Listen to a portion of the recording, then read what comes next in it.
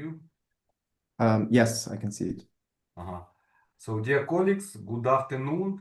It's my great pleasure to start our today's seminar, which is by the way, number 50. We have the complete jubilee today. Hopefully, we will continue. And it is particularly pleasant for me to present you our today's speaker. It's Guido Burkard from University of Constance with his lecture titled Shuttling of Spin Qubits in Semiconductors, Values in Silicon and Landau-Zinner Transitions.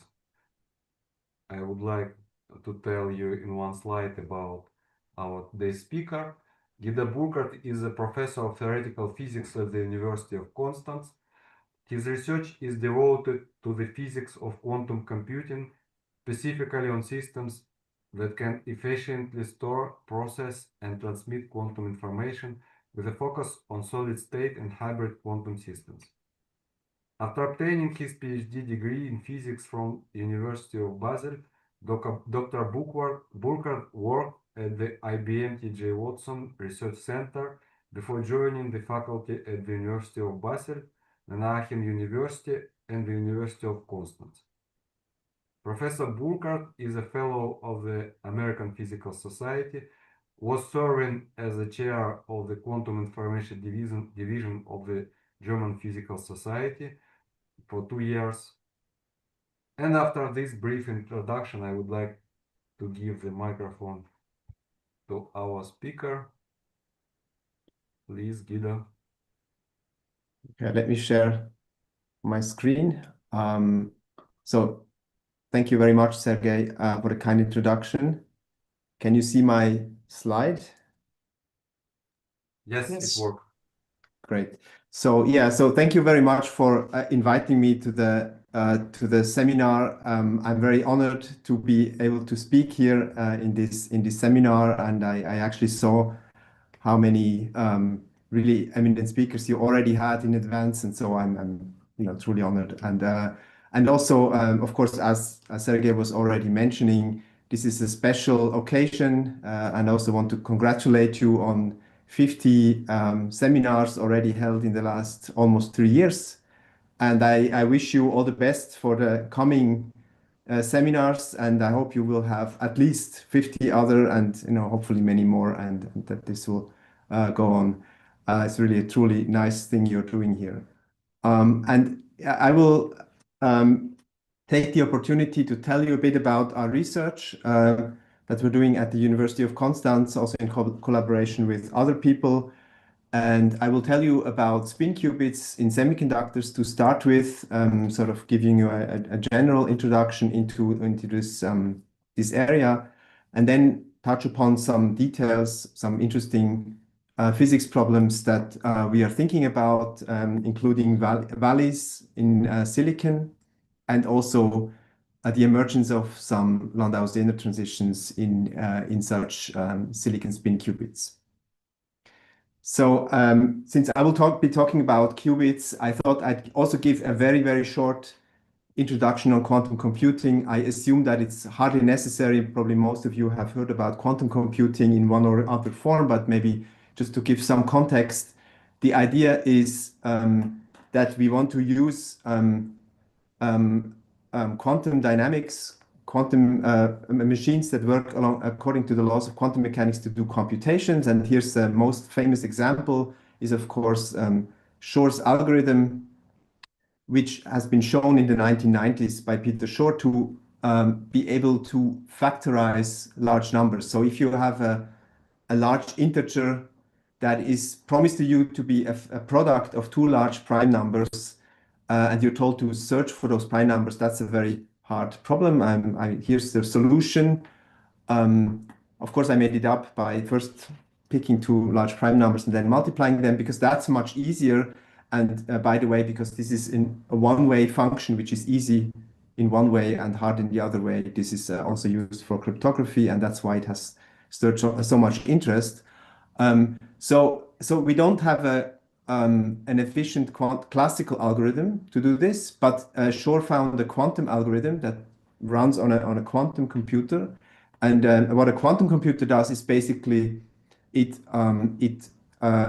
evolves according to Schrödinger's equation, and so it basically operates, a big unitary operator on your input state, and Shor gives the prescription what this unitary needs to look like to solve this problem.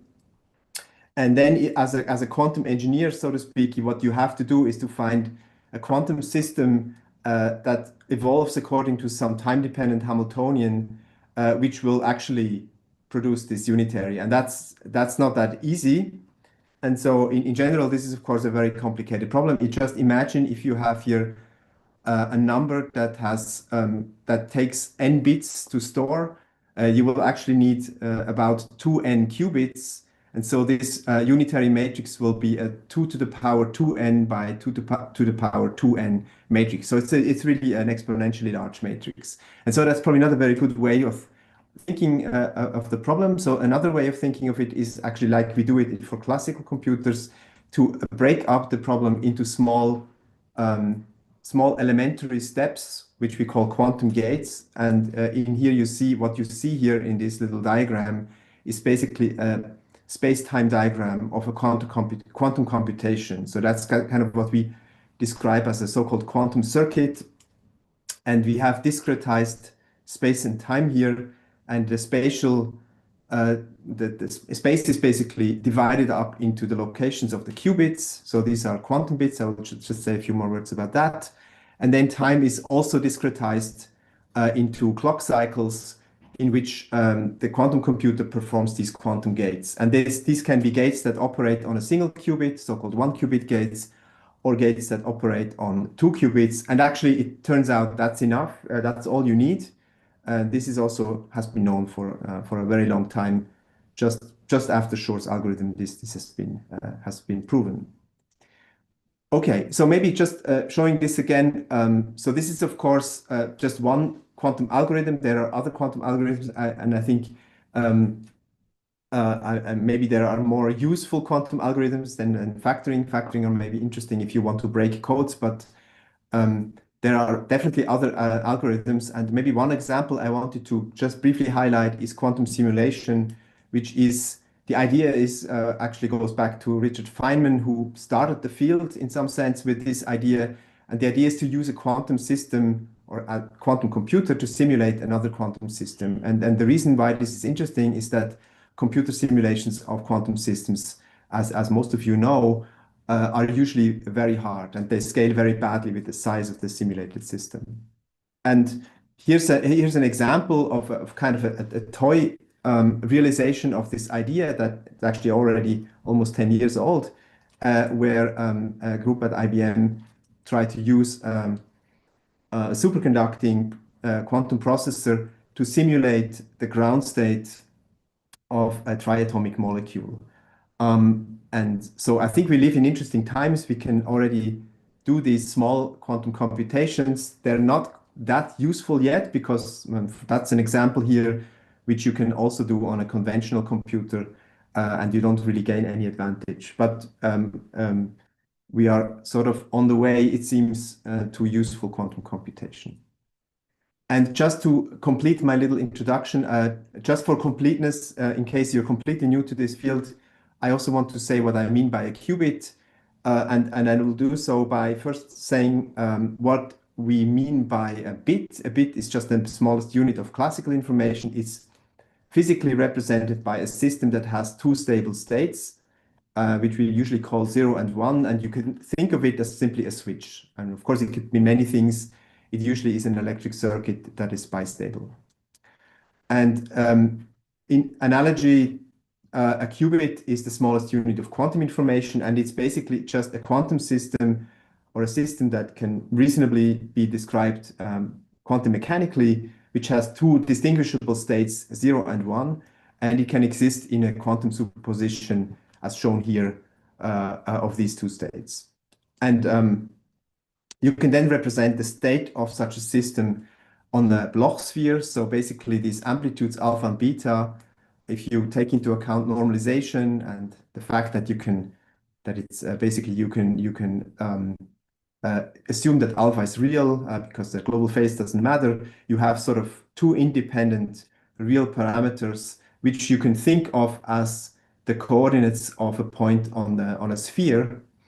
And that's basically the Bloch vector, which is a unit vector on this Bloch sphere. And that's basically the one way of representing the state of one qubit. And this also tells you that basically one qubit is really equivalent to a spin 1/2. And so that already tells you that maybe the spin 1/2 of electrons may be a good physical implementation of qubits. Maybe finally, another element that we need, I mean, I told you about quantum gates. The only non-trivial 2-qubit gate that we need is the so-called C0 gate. And what it does is basically it flips the state of a target qubit, that's the lower one here, if and only if the control qubit is 1. So if the control is 0, nothing happens. So here's on the left is the input. Remember that time flows from left to right. And this red is the symbol for C0. And if the control is 1, then the target is flipped. Now that's so far just a classical gate. But if I can also input quantum superpositions, and if I do this, what will happen, for instance, in this case, is that I can produce entanglement. So the output state here, this state of 2 qubits now cannot be written by just writing separately the state of the first qubit and the state of the second qubit. It really is a correlated state of both qubits, and I have to write it in this product form. And that's what we call an entangled state. So a state where you cannot write it as a product, so you cannot describe it as just the states of each qubit separately. And that's something that doesn't exist. Classically, the full information of the system is always contained in the full description of each part. And here it's not the case, right? So you have to describe the whole system if you want to have the full information. And that actually is a property of quantum states that is used in quantum computation. All right, so that's my little mini introduction to quantum computation, and then of course that leaves the problem to actually implement these systems in physical real systems, and there are many ways that people are investigating as potential hardware platforms for quantum computers. And here's a list, which is probably not complete, but I would say it contains the main systems that are studied. And I will focus completely on semiconductor quantum dots that can hold single electrons, and therefore they can be used to implement qubits as spin 1/2 of electrons, or maybe some combinations of spins of electrons. Okay, so why should we do that? I mean, maybe you know that there are also other solid state platforms that are already more advanced than semiconductor qubits. So for instance, superconducting qubits, nowadays you can find systems like this one from Google that contain about 100 superconducting qubits. And in similar quantum processors, it has been claimed that they have reached quantum supremacy, which means that this machine can perform a computation which is classically impractical, so it's basically not feasible with a conventional supercomputer. And the elements, the gates that are contained, that are performed on this machine perform quite well. They have a success probability or fidelity of more than 99% per cycle. That may sound like a high number, but actually it's of course not enough, because if you perform many of these gates in sequence, the total fidelity will exponentially decrease. So this still would need quantum error correction to be dealt with. So that's one challenge, but another challenge I would say is that these qubits are fairly large. And I mean, this you can see if you know how big this chip is. It's about 1 square centimeter, and it contains 100 qubits. So this tells you that these qubits must be fairly large on, I would say, nanoscale dimensions. So they're on the order of almost a millimeter in size. And so that's fairly large if you want to scale up. We actually know that to perform something like Shor's algorithm, we probably need around 1 million qubits or more, probably more. And if you make a little calculation, you will find that the chip that would hold so many superconducting superconducting qubits of this kind would be actually very large. And so that makes you wonder, of course, we know that we have conventional hardware in our mobile phones, for instance, that can contain much more elements. A conventional CPU has more than 10 billion transistors, and they are not superconducting, they're semiconductor based, so actually they don't need to be cooled in this case. And I don't know what their gate fidelity is, but it must be very close to 100%, otherwise these systems would not work. And most importantly, these bits, these elements are extremely small. They're on the order of just a few nanometers. And of course, that allows this tremendous scaling. And so the natural question to ask here, maybe a bit provocative, is that whether we can make this quantum. And so that's kind of the motivation of some of the research we're doing. And here's a kind of a vision that partially has been realized. So we envision having two-dimensional electron systems in a semiconductor heterostructure, probably silicon, where you can host single electrons whose spins will be the qubits, and they can couple via exchange coupling, and they will be controlled by some external gate voltages from outside. And then, of course, there are some noise processes like charge noise, 1/f noise coming from charge defects, or hyperfine coupling to nuclear spins in the system, and so on and so forth. And so this is also a bit to advertise this review that we wrote a few years ago. If you're interested in reading more about spin qubits, that's one place you could look. And here's actually the real thing. So here's more or less the state of the art for semiconductor qubits. Here's a top view electron microscopy picture in false color of a kind of contemporary semiconductor spin qubit chip from TU Delft, which has 6 functioning spin qubits. So these are 6 quantum dots that are defined here with these barrier and plunger gates. Each of them holds exactly 1 electron, and these gates can also be used then to actually realize quantum gates that have a gate fidelity which is very similar to what you will find in superconducting hardware. And indeed, these qubits are much smaller. They're about 100 nanometers in size, as you can see here. So, I mean, the fact that we only have 6 qubits, another 100 and not a million, of course, tells you that not everything is easy. So there are many interesting problems to be solved. Some of them are interesting physics problems, and maybe some others are more engineering type problems. Just for completeness, I will give you a few more pictures. So here's another chip, which is made not from silicon, but from germanium, which has 6 quantum dots. So it's a 6-qubit device, and it's actually not exactly one-dimensional anymore. And you can also see that the wiring is kind of interesting. So in germanium, what people are using holes, and that has some advantages and also some challenges, I would say. And here's an industrial device. This is a chip that is made by Intel. It is also silicon, and it has 12 qubits. And Intel has actually given some of these devices to academic labs to make experiments with it.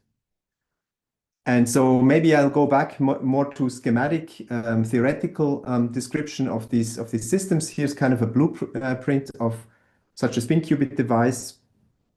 So it's basically this 2-dimensional electron gas, which is then gated with metal electrodes shown in blue here. So these electrodes basically produce a potential landscape which forms these quantum dots. So basically potential minima where single electrons can fall in.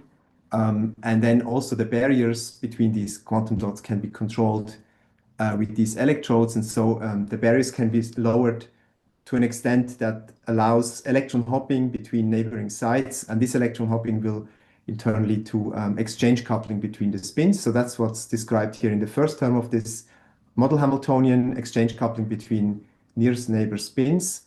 And then here it's assumed that you can somehow apply some local magnetic field to provide single qubit operations, and it's actually not entirely trivial to implement this. So the exchange coupling was shown fairly long ago already to provide the necessary coupling for 2-qubit gates. And this has been improved over the years. And the state of the art is that 2-qubit gates like C0 can now be done with gate fidelity exceeding 99.5%. So this is just, if you do one C0 gate, what is the probability that the gate does exactly as it should? And you have a 0.5% probability that it fails in some way. And there have been many steps of improvement, some of which maybe I'll address, but so it's kind of a separate story how this was achieved. And then also this local 1-qubit gates, they have been developed using electron spin resonance and electron dipole spin resonance, and they have been improved tremendously in the last few years. And the state of the art is that these fidelities now have 4 nines. This was achieved by the group of Seigo Tarucha at Riken in Japan, and they are working on another 9. So it's very impressive, I would say. And in principle, as I've told you before, these two types of quantum gates could now be assembled to perform universal quantum computation. The only other ingredient that I didn't mention so far is readout. You also need to be able to prepare and read out the state of these qubits with high fidelity. And the readout also has been improved a lot in the last few years. And it's also available. These high fidelity readouts are also available. So in principle, this provides all the necessary ingredients. But of course, what we are still suffering from is the fact that we cannot make arbitrary numbers of these qubits and control them. And also there is noise and decoherence. And I will actually tell you about 1 or 2 more challenges towards actually making a quantum computer with this. But before I do so, here's just kind of the 0-order step that was done roughly 8 years ago. We were involved as a theory group, and then the experiments were done by Jason Peta at the time at Princeton University. And basically, it involved 2 such qubits and control of the exchange coupling. And the other ingredient that you have here is a magnetic field gradient that is provided by a permanent micromagnet that is put on the chip. So it's typically a cobalt magnet, and it produces magnetic field gradients in different directions.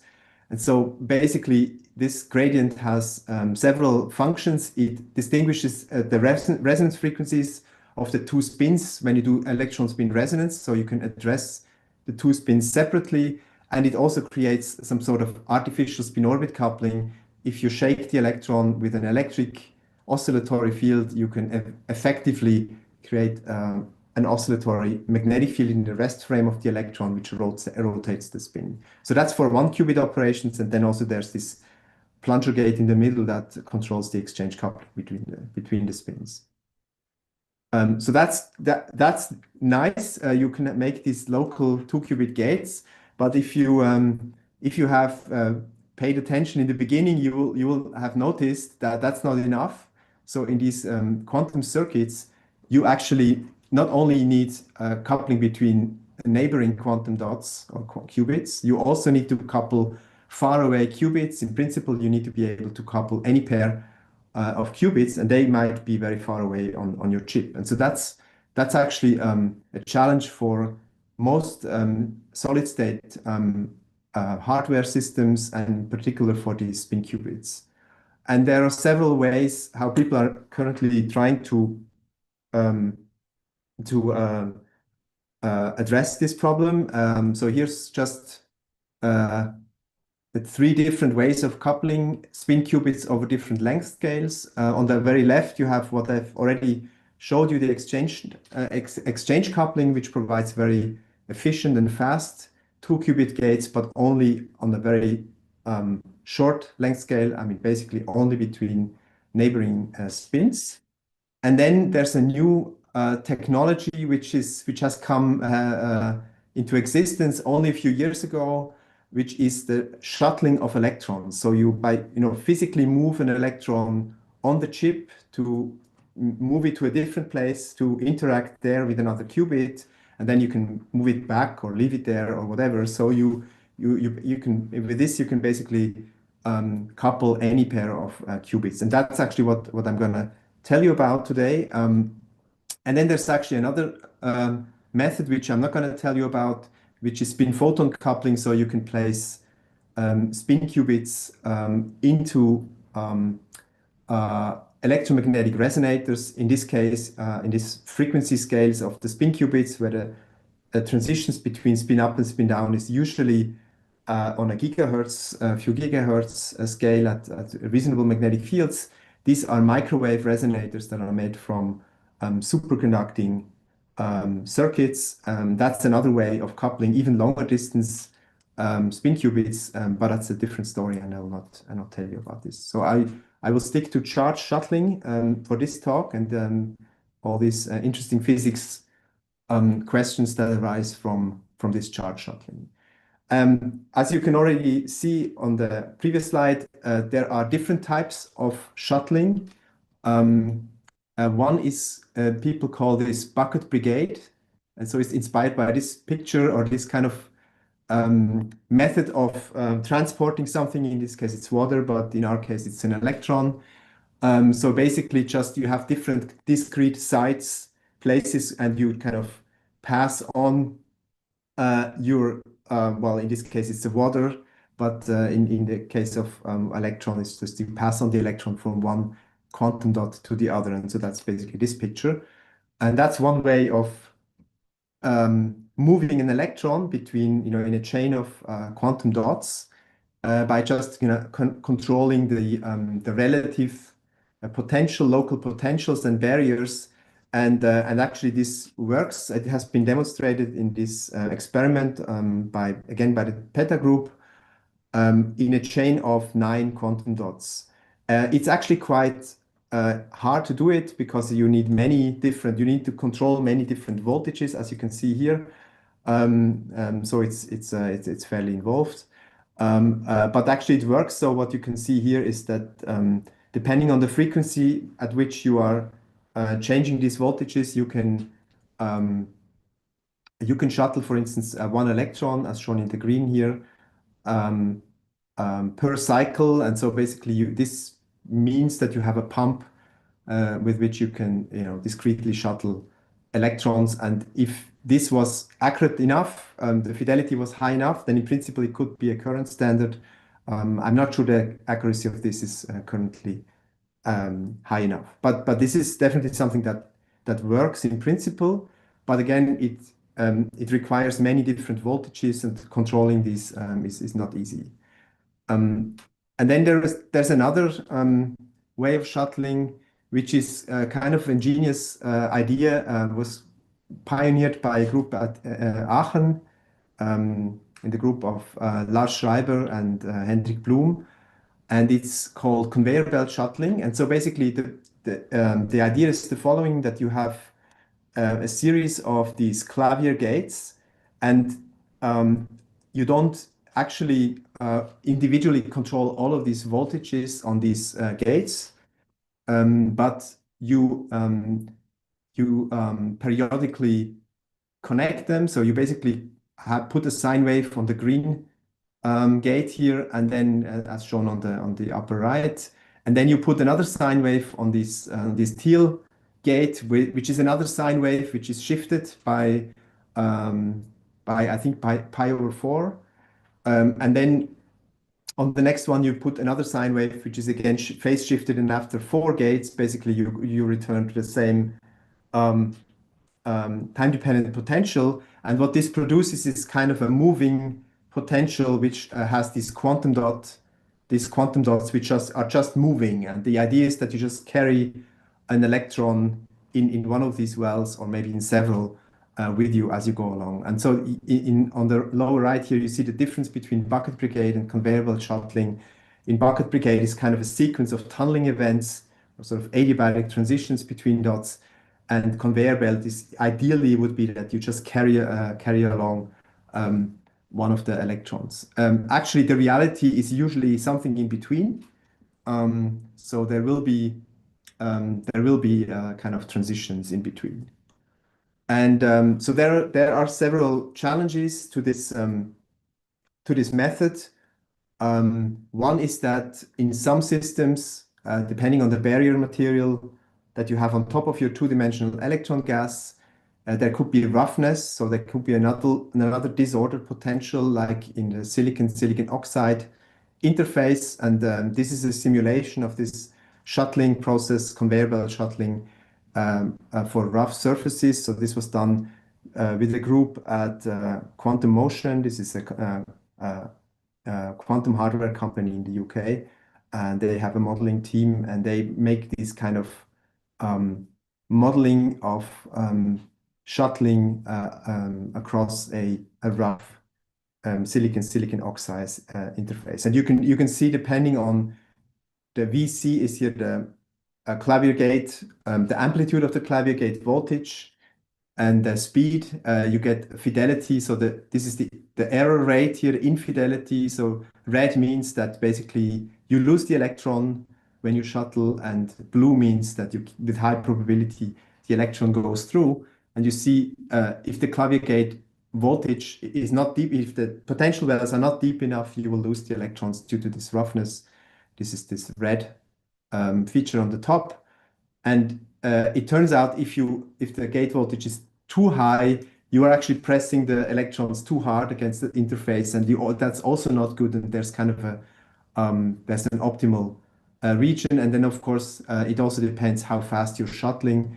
It's actually quite interesting experimentally. The shuttling, high fidelity shuttling is possible with speeds up to maybe 100 meters per second. So that's actually quite, for me, I think that was quite surprising.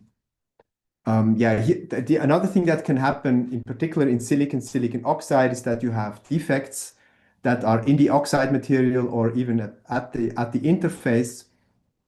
So you could have charge defects that also produce a very, very attractive or repulsive potential. And if you shuttle, here are just some snapshots. If the electron comes here from the right and it encounters this very deep trap defect, it may be excited, and so you see it come out. This is with periodic boundary conditions, so it comes back in from the right. But you see that this wave function. So what's plotted here is the probability density of the electron, and you see this wave function has many nodes. It means that the electron has been excited in a very high excited state of this moving quantum well, and that's of course something that you probably want to avoid. And actually that's interesting. So actually this already can happen without any charge defect, because you're sort of passing the electron from one side to the other if you're doing something which is sort of between bucket brigade and conveyor shuttling. But in particular, I mean, I want you to look at this rightmost plot here. This is for a positive charge defect, and what's plotted here are the instantaneous eigenstates of the system, of the one electron problem of the system. And so basically this blue line is the ground state. So it's basically just a moving ground state, and then it sort of goes up and down because the potential is going up and down as you pass these discrete electrodes. But then there's actually a very deep trap provided by this positive charge defect. And the question is whether you are really adiabatic enough to follow the ground state and come out in the ground state, or if you get excited at one of these avoided crossings. So if you zoom in here, sorry, this is a bit lower resolution. So you see that there are many of these avoided crossings, which are basically just transitions to higher excited states due to tunneling. And if you're now going through this time evolution, you may be excited to a higher state. And so you already see Landau-Zener type physics appearing here. This has all been simulated numerically, so that in some sense was not necessary to look at Landau-Zener here. But what one finds is that, again, depending on the depth of the moving potential, this is the horizontal axis here in this plot, if you make the potential deep enough, you can suppress the errors. So 1 minus f is the infidelity. So so this is the probability that you end up in a state that's not the ground state of the moving potential. And so depending on that depth of the potential, you can suppress this error, and it also matters this Vs, this is a side gate voltage that also matters for this. So that's one problem. So you can have roughness, rough interfaces, you can have charge defects, but we actually have another problem if you're using spin qubits in silicon, and that's the fact that silicon actually has a not trivial conduction band with several minima, so-called valleys. And so, yeah, you may know about this, but just in case, I will repeat this problem of valley degeneracies in silicon. So if you look at the band structure of silicon, you see the conduction band has its minimum not at the gamma point, so it's somewhere between the gamma and X point. So it's actually at a fairly low symmetry point, close to the X point. And but this means that actually, due to cubic symmetry, there are 6 of these minima. And if you start filling the conduction band with electrons in 3D momentum space, you get these pockets shown in blue here.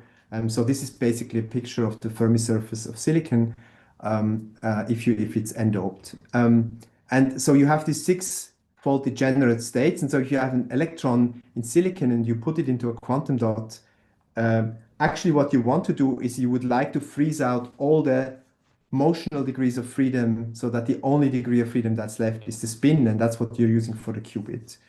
And what this means is that even if you localize an electron in silicon, it will still have this additional degree of freedom in which valley it can be. So this is a kind of another degree of freedom that you didn't want. And it actually can interact in an uncontrolled way with your spin, and that can actually disturb the qubit operation. It's actually what we have to deal with is not exactly this full 6-fold degeneracy, but because the valley degeneracy is partially split by strain. So if silicon is not used in bulk, but in these heterostructures where you have silicon oxide or another barrier material on top, then usually you get biaxial strain, which partially splits this degeneracy. But typically you're still left with a 2-fold degeneracy in the plus minus z direction. So the z direction is the growth direction of the heterostructure. And so these two are then at low energy and they're still completely degenerate. And then typically the interface or the confinement of the quantum dots also splits this degeneracy, but only weakly. So usually this remaining valley splitting here tends to be fairly small. So can be only a few tens of micro electron volts or maybe hundreds of micro electron volts. But this can be, actually it could be smaller or larger than the Zeeman energy, depending on your splitting and the magnetic field. So this valley degree of freedom kind of competes with the spin of the electron as the lowest energy degree of freedom, and that's a problem if you want to use that degree of freedom for as the qubit degree of freedom. So then theoretically, how do we describe this valley degeneracy or this valley degree of freedom? So basically, the intervalley coupling, and I will say a bit more about this, can typically be calculated by calculating a matrix element between the Bloch states at these two valleys, the bottom of the two valleys, and they have very different k vectors, as you can see here. This k naught is basically the wave vector at the minimum of the conduction band, and so this is a very large wave vector, and then uz is the confinement potential in the vertical direction. So it's basically the sharpest feature of this is typically the step at the interface, and that's that has a high Fourier component typically and provides some intervalley coupling, so it can scatter between these two valleys. And then here's also the envelope. Of course, this is all weighed by the envelope function. And so if we are sort of projecting down to this subspace of these two valleys, we can write a valley Hamiltonian, which looks like this. It has zeros on the diagonal because these valleys are initially degenerate. And then this coupling constant delta, the intervalley coupling, which can be a complex number, right? So this integral does not need to be real. It can be a complex number. The eigenenergies of this are plus minus the absolute value of delta. which then leads to this valley splitting, which is just given by twice the a modulus of this delta, so this valley splitting here. Okay, so that's kind of the known valley splitting physics, and the problem, as I already mentioned, is that this valley splitting can be very small, and if the valley splitting is comparable to the Zeeman splitting, there can be effects, for instance, for spin qubit relaxation, because this is the so-called spin valley hotspot that has been observed in experiments. And so for spin qubits, what we would really like to have is the valley splitting to be much larger than the Zeeman splitting. But that's not always reliably achievable. So because then devices with the same growth history actually show very strongly varying valley splitting.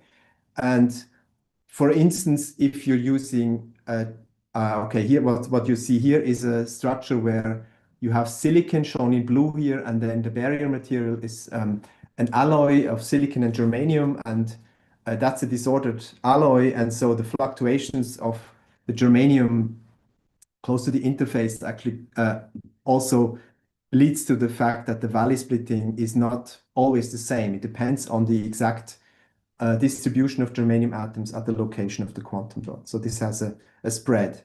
So one way of describing this, and now I'm going slightly more into details, we can still do this in effective mass theory. So we have a Hamiltonian for an electron in a quantum dot at such a silicon-silicon germanium interface here, just in plane confinement given by the electrostatic potential provided by the electrodes, and then in vertically we have this UZ is basically the potential step provided by the change of materials from silicon to silicon germanium. Usually has a step of about 150 milli-electron volts, and then what is usually done is an electric field is applied to push the electrons to the barrier, and so that's modeled with this linear potential. And then you can solve this, and basically then the actual, and this is only the equation for the Hamiltonian for the envelope wave function, then the entire wave function will be some solution of this, which I label, call psi xyz 0 here. And then there's again, the Bloch part. So this is basically the Bloch function at these valley minima and this additional oscillating function with this k0. And so that's only the first approximation. Of course, that doesn't take into account yet that the two valleys may be coupled by a sharp interface potential, and that coupling again is provided by this intervalley coupling integral that I already mentioned, and then that leads to the valley splitting. And so basically, you can have two states that look fairly similar if you look at the envelope function, but they have different valley states. And the two valleys actually are coupled. So the eigenstates actually will be superpositions of the two valley states. And so this type of theory can explain a number of things. For instance, the enhancement of the valley splitting at the sharp interface, and then also the reduction of the valley splitting if the interface becomes smoother, because then the 2k0 Fourier component of the potential actually decreases. And also it can explain to some extent the variability of the valley splitting due to alloy disorder in this silicon germanium barrier materials. One can actually also include, so this doesn't really include the disorder yet, it just kind of has some average potential. The disorder can be included by modeling this individual germanium atoms as delta potentials, for instance, with some scattering length here, A0. And this can be done in 1 or 2 dimensions. So this has been done also to take into account sample-to-sample fluctuations. And what you end up with is basically a distribution of valley splittings, or more precisely, actually a distribution of this intervalley coupling parameter. So it's a distribution in the complex plane of this intervalley coupling delta with real and imaginary part, and you have some mean value here labeled delta naught, and you have some scatter, which we can typically assume to be Gaussian. And then we can distinguish 2 regimes. If the mean value is larger than the the width of the distribution, we call this deterministic regime, and if it's in the other opposite regime where the scatter dominates, we call it disorder dominated regime. And if you take the modulus of this delta to obtain the valley splitting, then basically in the deterministic regime, the valley splitting is dominated by this deterministic mean value, and in the disorder dominated regime, the mean valley splitting is dominated by the fluctuations. And so another way of seeing this is by actually plotting or showing the probability distribution for the modulus for the valley splitting. So this is the length of the vector here. And if you take the modulus, if you look at the probability distribution of the modulus of a quantity that's Gaussian distributed, what you get is another probability distribution, which is called Rice distribution, and this is shown here. And so it has two parameters, and one is exactly the mean value, and the other one is the scatter, the delta. And so that's what one usually sees, and actually that's what people also measure for distributions of valley splittings in these silicon germanium systems. So we went also a bit further, and I should acknowledge that this is work by a very good postdoc in my group, Jonas de Lima. We kind of went on with this effective mass theory with disorder. So we then labeled the distribution of germanium atoms with these delta potentials in 3 dimensions. And so basically the probability distribution for this germanium atoms depends on the vertical, the growth direction. So it has some kind of, it goes from 0 probability in the quantum well, in the silicon quantum well, to about 30% in the barrier material. And you can then separate this potential into a mean potential, which is just provides this transition, this smooth transition from the silicon band edge to the silicon germanium band edge. Here we use a hyperbolic tangent function, it doesn't really matter. And then the fluctuations on top of that, which are given by the individual distribution of germanium atoms. And then for every distribution, we can compute this intervalley coupling, and we can also do statistics of this valley splitting, and also the whole intervalley coupling. And with this, by the way, we can also treat interface roughness, which I'm not going to talk about here much more. And so what you find is, depending on, for instance, what's shown here is that depending on the thickness of the interface, so how sharp the interface is. So on the left, you have the sharpest interface and then becoming smoother and smoother. As L becomes bigger, L is the width of the transition from silicon to silicon germanium. The mean valley splitting first, it is first fairly large, maybe a few hundreds of micro electron volts, and then it drops as the interface becomes smoother, and then it raises again a little bit because you start having germanium in the well, and that increases the valley splitting. That's something that has also been observed by other people. And you can actually also plot these probability distributions in the complex plane of the intervalley coupling, and that will become more important later. And so now if you imagine that you have such an interface and you shuttle your quantum dot along it, with the electron in it, what the electron will see is such a randomly oscillating valley splitting. And it depends a bit, this can be smoothed by a larger dot can smooth out this potential or this valley splitting. And so if you look at the trajectory of the intervalley coupling in the complex plane, you see trajectories like this. And I will come back to that. So now we can look at this spin shuttling problem along such a disordered interface with a position-dependent random valley splitting. So imagine you start with your electron in the valley ground state at some location, shown with the red dot here. And what we also, in addition, what we know is that the G factor of the electron spin depends on the valley, so it will be slightly different in the excited valley. And also, if you're in the excited valley, after some time, the electron will relax back to the ground state valley. And so what can happen is that if you shuttle at a certain speed, you may transition into the excited valley state, due to some non-adiabatic transition. And then you may shuttle on for a while, and then at some point, you relax back to the valley ground state.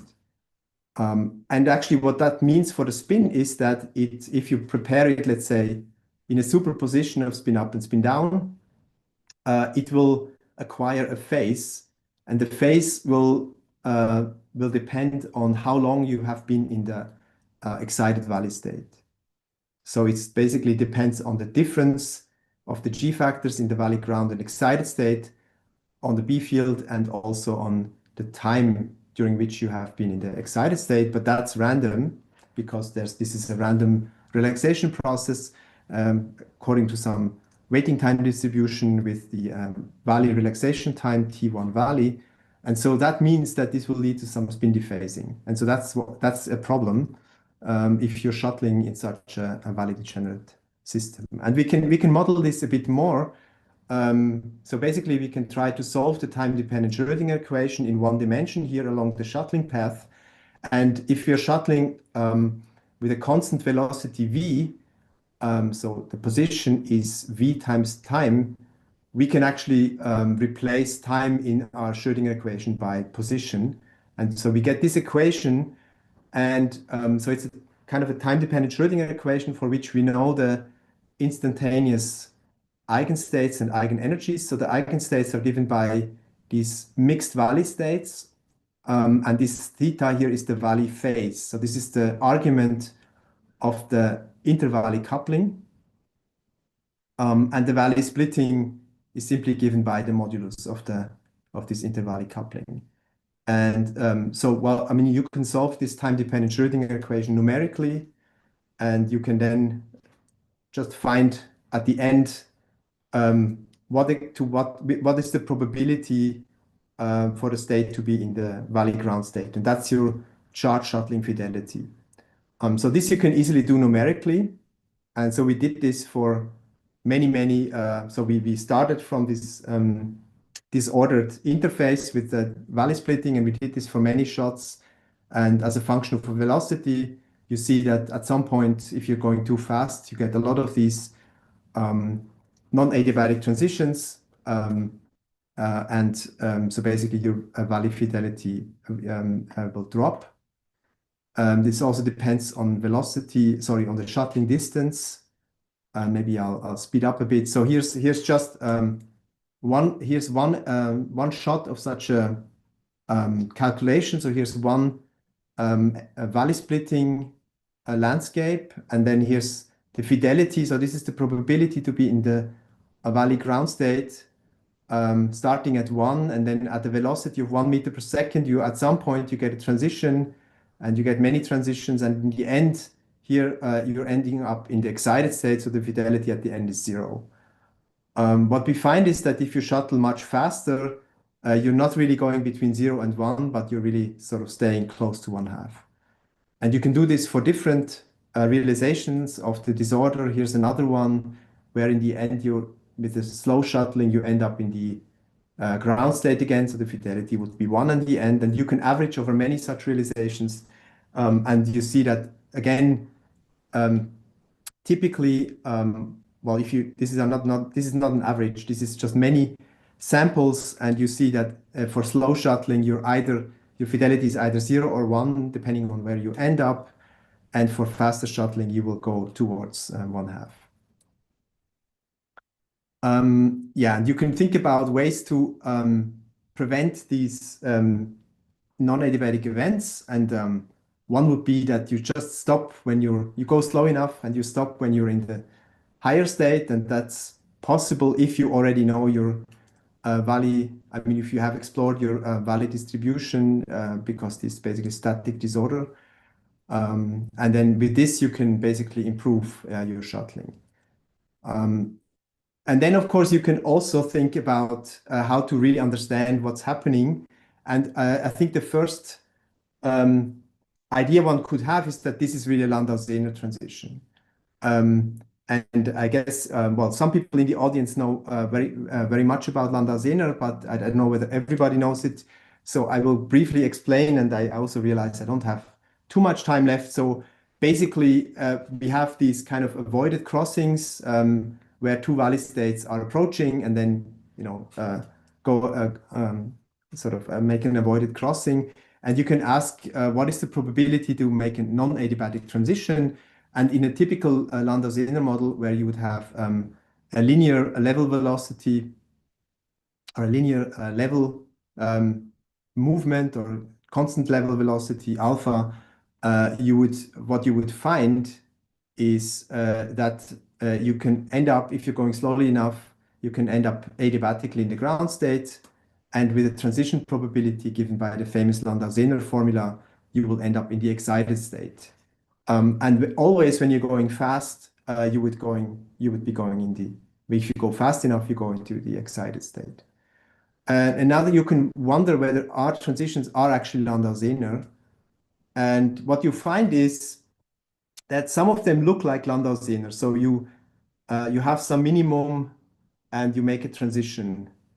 And so this looks like a Landau-Zener. But then on the other hand, you have minima that are even lower and there's no transition at the same velocity. That's suspicious. And you have several of those. And then also you have transitions where there's no minimum. So it doesn't really look like Landau-Zener, and you can wonder why that is. And I think we have some explanation why that is, and I'll try to convince you that it's not exactly Landau-Zener. So for this purpose, I'm writing the Landau-Zener Hamiltonian with Pauli matrices with just x and z components, and in this case, the x component is constant and the z component is linearly dependent on time, and so you get this basically trajectory in this xz plane shown by the red line. If I look at the Wally Hamiltonian, well, first of all, it's not in the xz plane, but in the xy plane, but that doesn't matter. I can rotate the coordinate system to make it lie in the xz plane, but what it turns out that because delta is a complex parameter where both the real and imaginary part can change with time, actually you get trajectories that look more like this hyperbola. At least that's one possibility that we find can happen. And actually the angles of this of the asymptotics of the hyperbola have to do with the Wally phase before and after the transition. And so another way of saying that this may not be Landau-Zener is that if you only look at the instantaneous eigenvalues or at the splitting, that doesn't really tell you yet what the dynamics will be. So this looks like Landau-Zener, and this is exactly, I'm showing you another system that has exactly the same instantaneous eigenvalues, but it could have no transitions at all. And maybe this is not surprising for the experts, but of course, you can only know the dynamics if you also know the instantaneous eigenstates, or alternatively, if you know the Hamiltonian. So if the Hamiltonian is Landau-Zener, then of course you get the famous Landau-Zener formula. But if the Hamiltonian is something else, and I can write it in terms of instantaneous eigenvalues and eigenstates, and I can even I can plot the eigenstates on the Bloch sphere. They're basically 2 points that start at north and south pole, and they change their positions, they swap their positions. But I can come up with another Hamiltonian that has the same instantaneous eigenvalues and different instantaneous eigenstates that maybe perform a smaller trajectory, or in the extreme case, actually stay put. And then, of course, I don't get a transition. And so I can come up with a slightly more general type of model, which I show here. So it has basically the same instantaneous eigenvalues, but I'm using here these instantaneous eigenstates that have two parameters, alpha and beta. So alpha is the usual level velocity of the Landau-Zener problem, and beta is a parameter that basically describes the opening angle of these asymptotes of the hyperbola, basically. And so then you can numerically solve the Landau-Zener problem, and you will find So here's the transition probability as a function of alpha and beta. And if you set beta to 0, of course, you recover the Landau-Zinner problem. If beta is not 0, you find that the transitions become more adiabatic. So the transition probability decreases. And at some point, when beta is equal to alpha, the transition probability becomes 0. And then you can also set alpha to 0, and actually you recover Landau-Zinner with the roles of alpha and beta interchanged. And this really has to do something with the Wally Hamiltonian for shuttling with this complex parameter. And maybe in the last few minutes, I think I should stop soon. I will try to convince you of that. So here's, by the way, if you wonder what the Hamiltonian is, here is the Hamiltonian. And well, I mean, that's basically just saying again what I said before.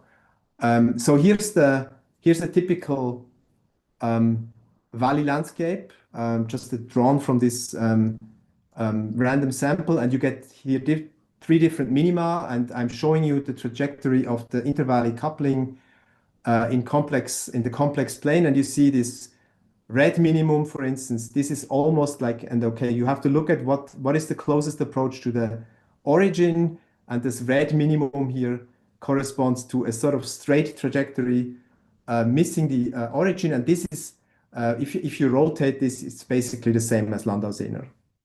But then there's this blue trajectory, which has a different valley splitting, but it also has a completely different shape. It's this hyperbolic approach. And then there's a green trajectory, which is another kind of approach, which is more elliptic, where the closest approach is inside the curvature of the trajectory. And all of these different curves, the geometry of these curves actually influences the transition probability. And so in short, you can also plot these trajectories in Hamiltonian space. So we call this the Hamiltonian trajectory. So it's in this x of t, z of t space. And you see that Landau-Zinner is this straight line, and then you have hyperbolas. If beta is between 0 and alpha, you basically get this adiabatic regime with these hyperbolas, and then beta can become larger than alpha, and it can also become negative.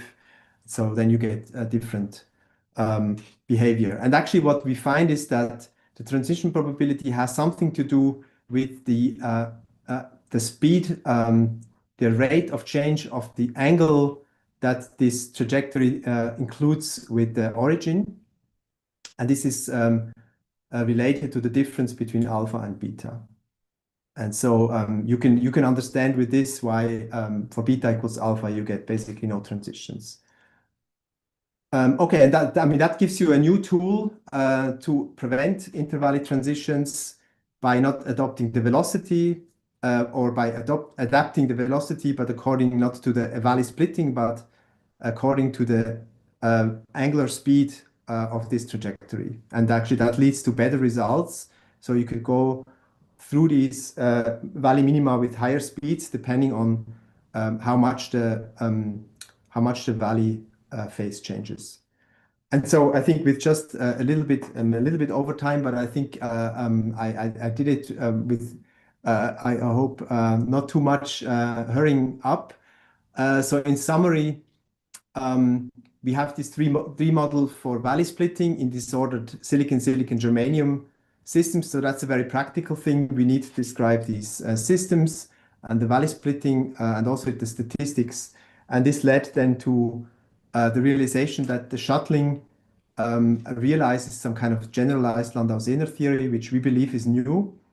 We are aware that there are many Landau-Zinner extensions, and we think that this is one that in this form hasn't been explored so much yet. So this is kind of interesting physics. And on the physics side or the hardware side, yet another system is this silicon oxide heterostructure with roughness and so on. And we are just starting to explore this, and maybe there will be other interesting physics that we will encounter in this. And so with this, I'll stop and thank you for listening, and I'm happy to take any questions. Thank you so much, Guido, for very insightful talk on how you deal with electronic degrees of freedom, also with spins, with value degrees of freedom. So you can tame so diverse values on the border of electronics, spintronics, and valuetronics. Very impressive.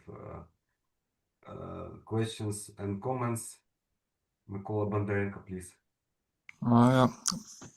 I have one question.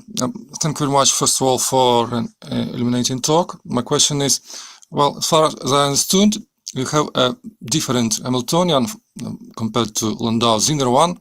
You have a complex delta, capital delta.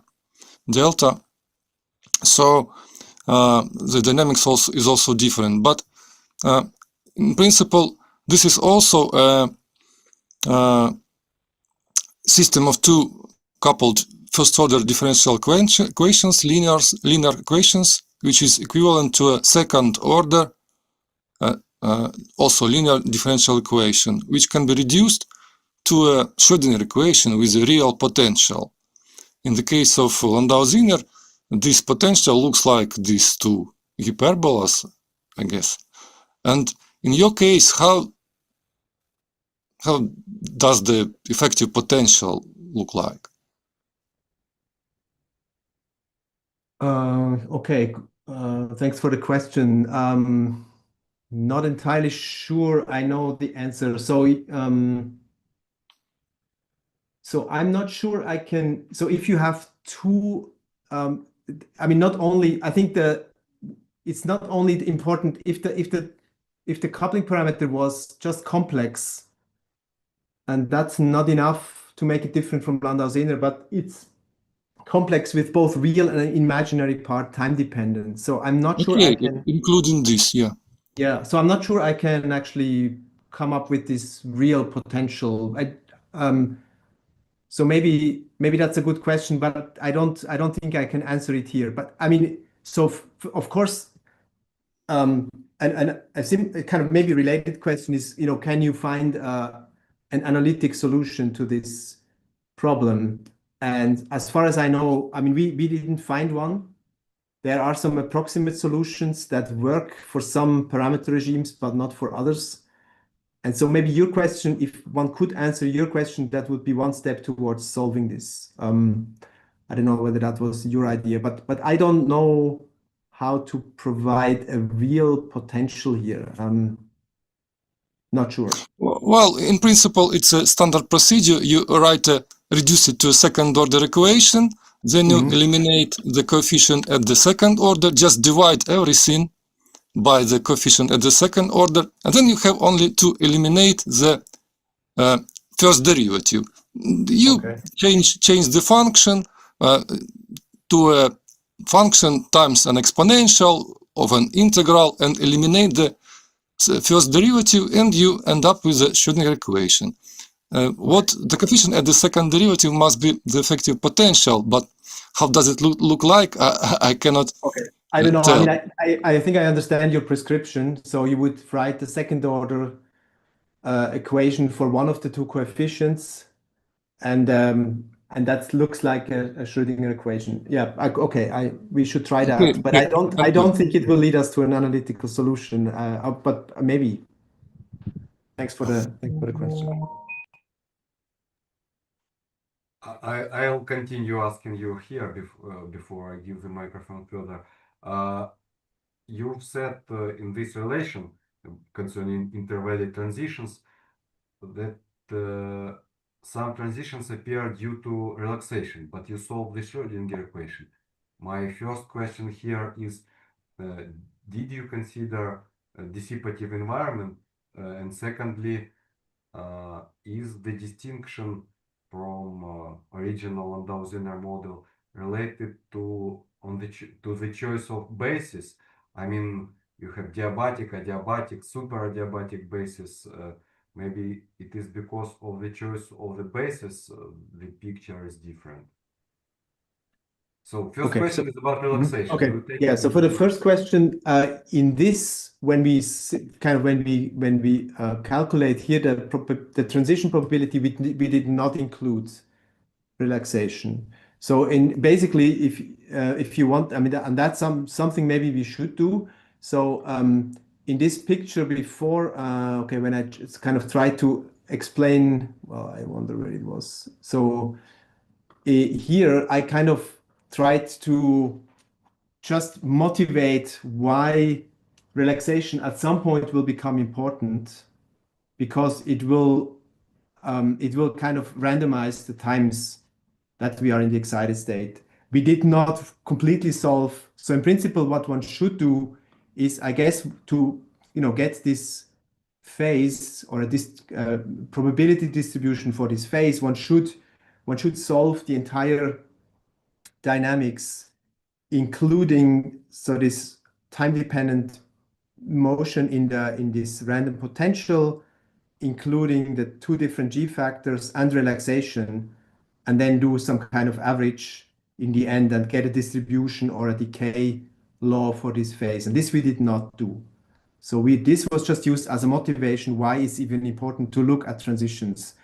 But I think you're right. I mean, that would be also one of the next steps one could do to really have a complete picture. And then the second question, I think the answer is no. I don't think the distinction between our model and Landau-Sehner is a distinction due to the choice of basis. So let me try to show you. So this is in the XZ plane. So if you describe your Hamiltonian, if you have a real Hamiltonian, and that's one choice of basis, but then in this basis, the Landau-Sehner Hamiltonian describes a straight line, and our Hamiltonian describes one of these curves. I don't think by going to a different basis you can map you can map always our model to Landau-Sehner. I think that's not possible.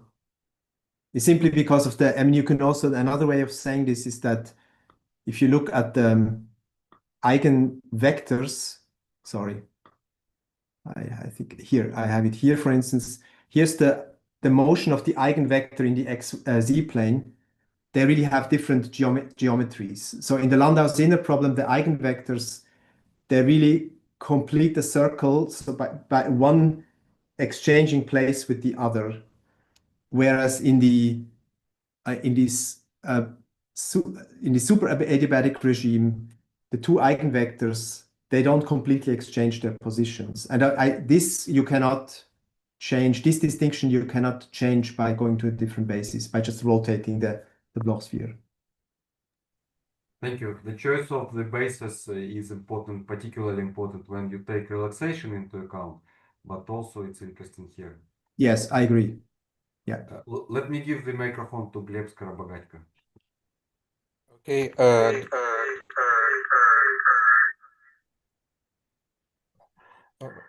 I have a question.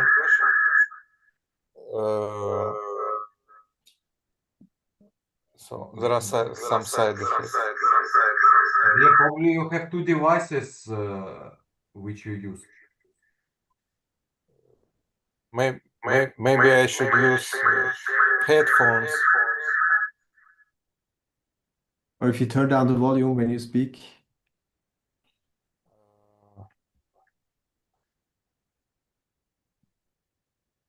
Okay. So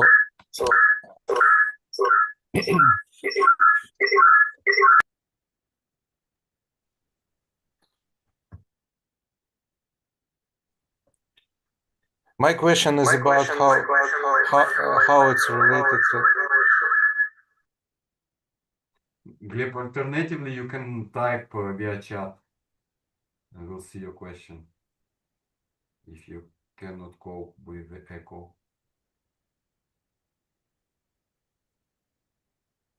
Meanwhile, do we have other questions? Yes, Andrei, please. Yeah, while Gleb is setting up microphone or typing, I would like to ask a question on the time scales of shuttling compared to gates, for example, in superconductors. Is it advantages in your or disadvantages? So is the question, how long does it take to shuttle Exactly, yeah. across a typical distance? So I think shuttling is fairly fast. So you can go, as I mentioned, you can go up to 100 meters per second without incurring a lot of damage. And so then typical shuttling distances are micrometers, I would say. And so, okay, so it means that we're talking about 100 okay, we have 100 meters per second, so 100 meters per microsecond. So you would say for one, yeah, we're talking about fractions of microseconds, right? We're talking about, let's say, 100 nanoseconds for typically shuttling distance of 10 micrometers, and the 100 nanoseconds is also the gate time for single qubit gates in semiconductor qubits. And if you compare to superconducting qubits, I think the gate times are similar. So we're talking about similar timescales. So I think we're talking really about single clock cycles that would allow you to shuttle. And I mean, you can also ask, what type of non-local connections are they using in superconducting qubits? They usually probably would use this cavity QED type coupling because it's compatible with with having superconducting circuits anyway. And I think also that is on the same time scale. I mean, it's of course very non-local, but the couplings cannot be too large, and so it also has a constraint on the timing. So I think all of these operations are on similar time scales. Thanks. Maybe I can also ask Guido quickly, if you may answer about semiconducting qubits compared to superconducting ones.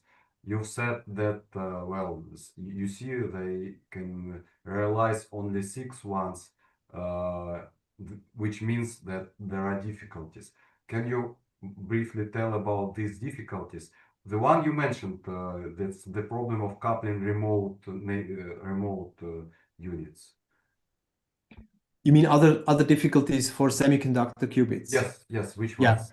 Okay, so I would say, yeah, we mentioned valley splitting.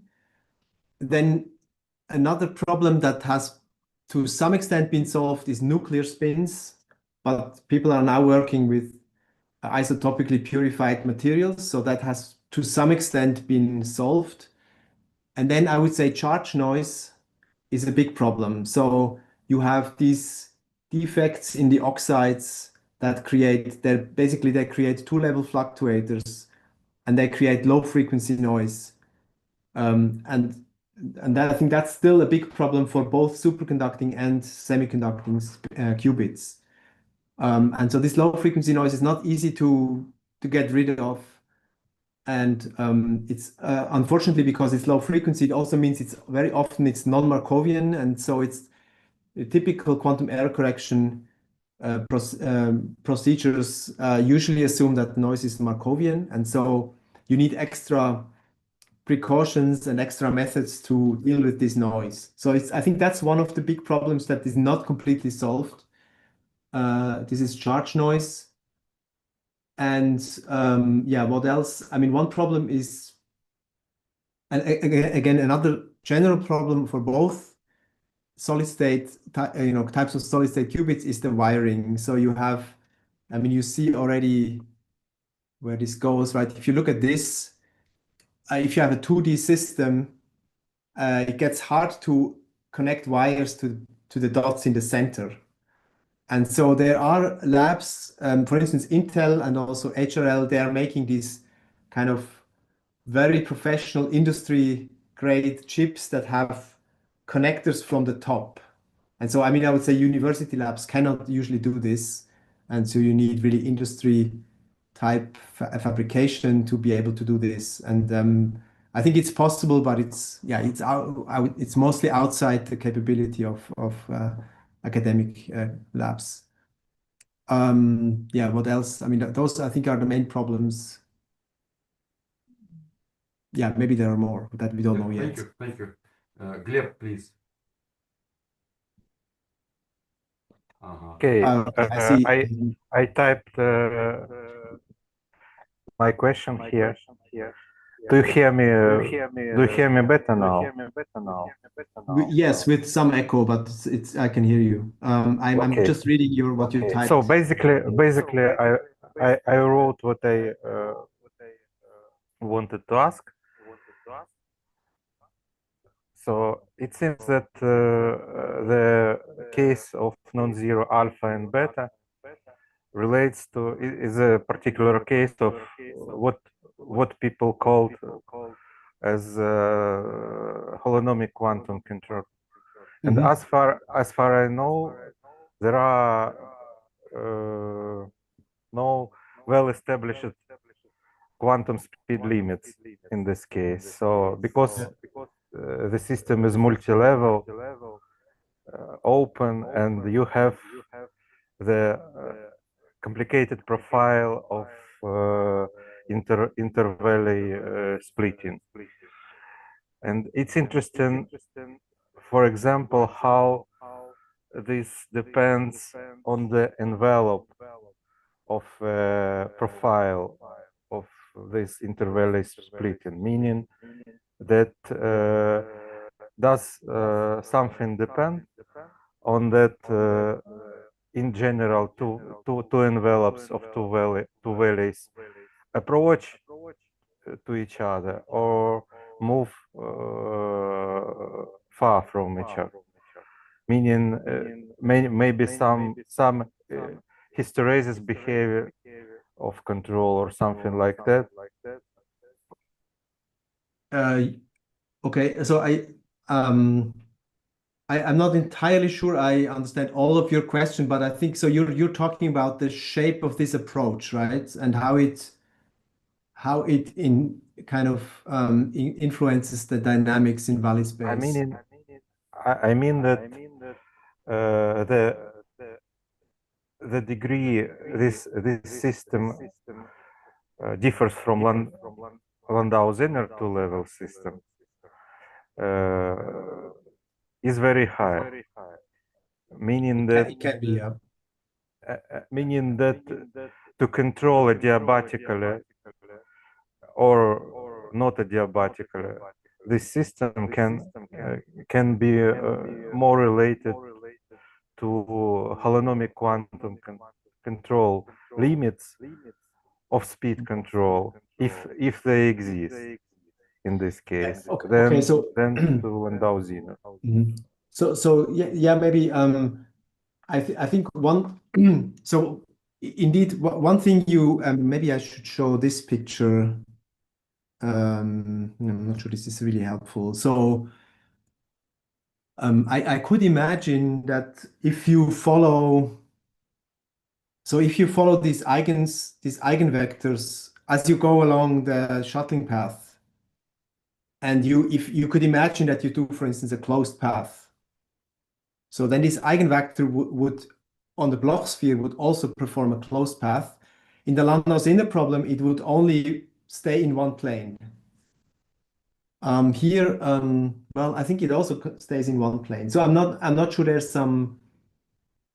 I mean, one question, I'm not sure this is your question, but one question it could be is can there be some interesting geometric phase?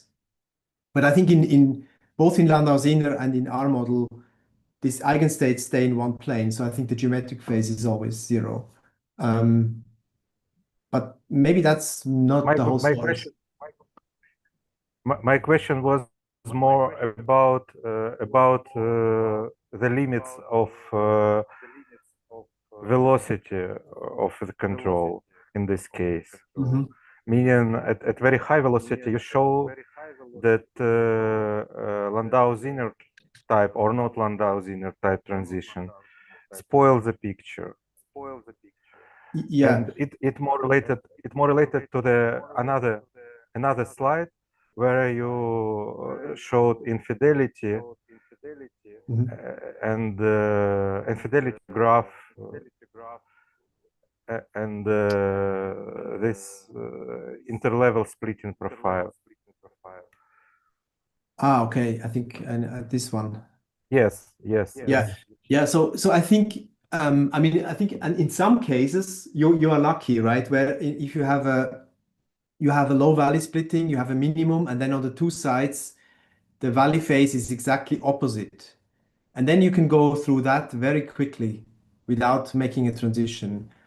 But in some sense, in at least in this scenario that we are looking at, these valley phases are random.